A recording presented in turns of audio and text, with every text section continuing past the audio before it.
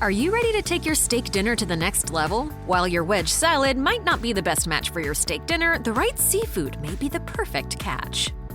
Steak Diane is a meaty offering that's often thought of as a remnant of a bygone era. It may feature old-school ingredients, but it can still be considered relevant, especially at steak restaurants. It may not be the prettiest dish on the menu, but if you like to smother your meat in sauce, this is the most wonderful pairing you can go for. Steak Diane incorporates a juicy steak doused in a silky smooth butter-based sauce. It's sautéed with shallots and boosted with a splash of Worcestershire sauce, some Dijon mustard, and a touch of brawny cognac. A hefty dose of freshly ground pepper is the essential touch to the sauce that nicely counterbalances all the sweet, rich, and earthy flavors. The sauce derives from a French culinary tradition, and though it was originally served with venison, it eventually found its ideal pairing in beef. You'll usually find it on top of tender filet mignon, but it pairs nicely with any steak cut.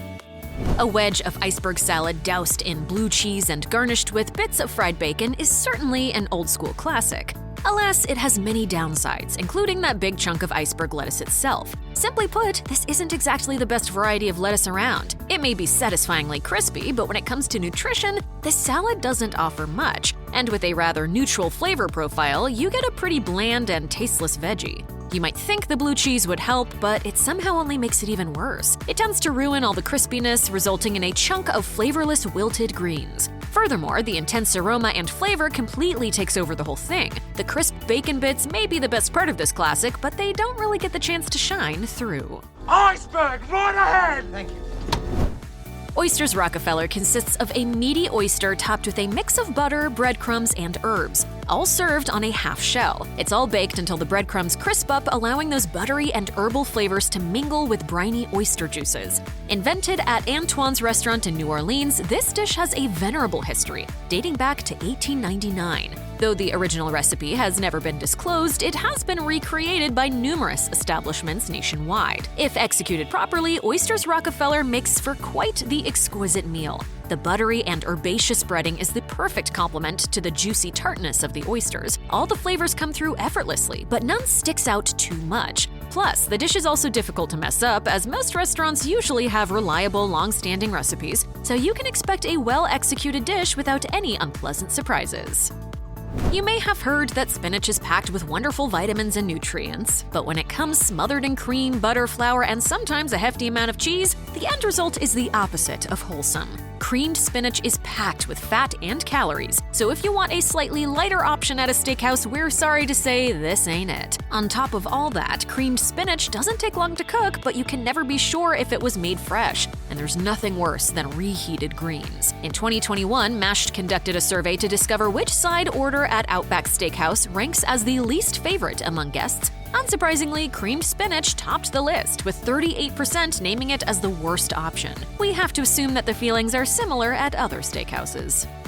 Steaks go well with various sides, but most of us can probably agree that nothing beats baked or mashed potatoes. But those options are also too predictable and just plain uninspiring. Steak should obviously be the star of the main course, but you should pair it with something stimulating and flavorful. That's where twice-baked potatoes come in. Twice-baked potatoes combine the best of both worlds. On the bottom, you have a nice crispy shell topped with a heap of creamy mash, usually loaded with cheese, green onions, and bacon. This retro classic will never go out of style, as it can easily be adapted with any topping. You can keep it as simple as possible or turn it into an extravaganza by adding trendy or deluxe ingredients. Twice-baked potatoes are sturdy and reheat well, so you can be sure that you'll never get a sad, cold spud. Potatoes. Boil 'em, mash 'em, stick 'em in a stew. If you thought that shrimp cocktails had disappeared from the culinary landscape, then you'll sadly be surprised to find out that steakhouses still proudly offer this questionable pairing of cold shrimps and tomato-based sauce. The history of the shrimp cocktail is shrouded in mystery, but it likely evolved from similar seafood specialties that were served as snacks and sometimes even drinks, which explains the cocktail moniker. In the US, you'll often see the sauces served inside a goblet or a cocktail glass with shrimps hanging loosely on the side. But we can't think of any good reason why anyone would want to smother delicate shrimp meat with a spicy ketchup-like sauce. Classic cocktail sauce combines ketchup, horseradish, chili, Worcestershire sauce, and various spices and seasonings. That results in something salty, spicy, and very aromatic that might be an excellent option in other contexts, but it's usually too powerful for buttery, delicate shrimp meat. The sauce could also be a red flag at seafood restaurants, as it can easily disguise poor quality and lack of flavor. The same thing can be said for steakhouses, which generally sell less seafood than steak, but if you do insist on ordering something fishy, definitely reel in another catch.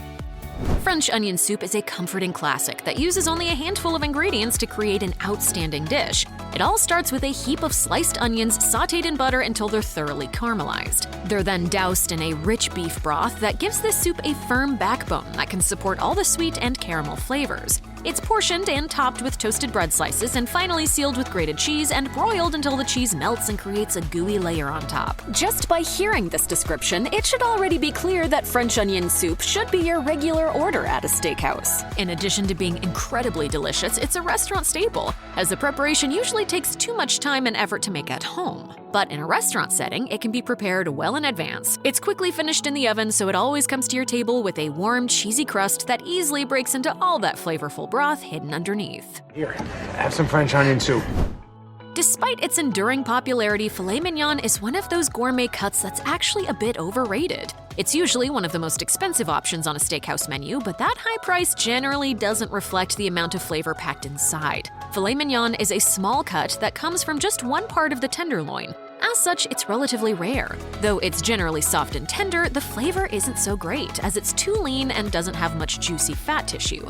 Filet mignon can make an excellent pairing with sauces or some added ingredients that will boost the flavor, but if you want to munch down on a delicious piece of beef without any additional components, this isn't your best option. Instead, go for steaks that have more marbling, such as a ribeye or the classic T-bone. Well, I am just a T-bone kind of guy. Love that T-bone! Oscar-style steak is one of those lavish, over-the-top options that are too beautiful to pass up. This gourmet order will get you a thick slab of steak, usually tenderloin, topped with crab meat and served with a generous drizzle of butter-based sauce. That juicy crab meat is occasionally replaced with lobster in the more luxe version. And when it comes to sauces, traditional options include thick and velvety hollandaise or classic béarnaise that's packed with shallots and tarragon. You can say that this dish is fit for royalty, and appropriately enough, it was named after a king. That inspiration was Oscar II, who ruled Sweden during the 19th century and was reportedly a fan of quirky and luxurious combos such as this one. Considering steakhouses are a bit decadent as is, Oscar-style steak perfectly understands the assignment. If you want some gastronomic decadence, then this is the ultimate order. So go all out and treat yourself with this surf and turf combo that screams extravagance.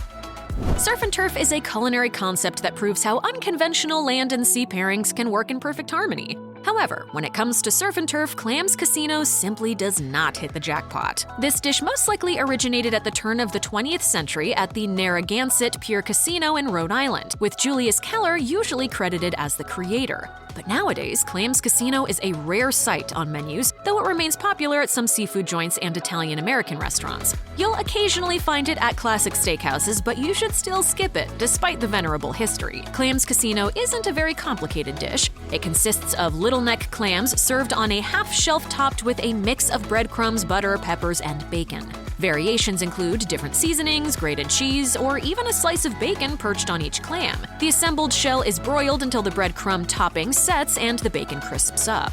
Individually, each of these elements sounds appetizing, but the combination is ultimately a bit off. The flavor of the clams certainly can't come through the bready pepper topping and the smoky bacon, so the idea of pairing these overpowering elements with the juicy sweetness of the shellfish is just plain wrong. Baked Alaska has everything you want in a dessert: cake, ice cream, and airy meringue to top it all off. The soft sponge base is sturdy enough to support the generous amount of ice cream mounted on top, while the thick layer of caramelized meringue provides a creamy feather-light element as a great finishing touch. The best thing about Baked Alaska is the array of flavor combinations, ranging from fruity and light to all chocolate heavyweights. In addition to the flavor profile, Baked Alaska always steals the show as a visually attractive dessert that can easily be the centerpiece conclusion to any meal. And I say, I don't know, Alaska. The only problem is that Baked Alaska is usually challenging to prepare, especially if you choose to make it from scratch. But this is precisely why you should order it when dining out. As it's already partially frozen, you don't have to worry that the cake will be stale or underwhelming. For our money, there's no better way to finish a steakhouse dinner than with ice cream coated in warm caramelized meringue. Calamari is a lovely Italian term for squid, but in the United States, it's mainly used to describe an appetizer of breaded, deep-fried squid rings. This classic dish is one of the most common seafood options at traditional steakhouses. If prepared correctly, it results in a wonderful combination of soft squid meat and crispy golden crust. Add a creamy sauce on the side and a squeeze of lemon juice, and you've got yourself a fantastic seafood dish. But the problem at most steakhouses is that calamari is offered as a starter, meaning that you'll munch down on a heap of fried seafood before you even get to the main event. Squid is theoretically pretty nutritious, but that's not exactly the case anymore when you cover it in flour and drown it in copious amounts of oil. It may be delicious, but it's certainly not an order you want to make before digging into some protein-packed steak, not to mention all the sides and desserts on the docket.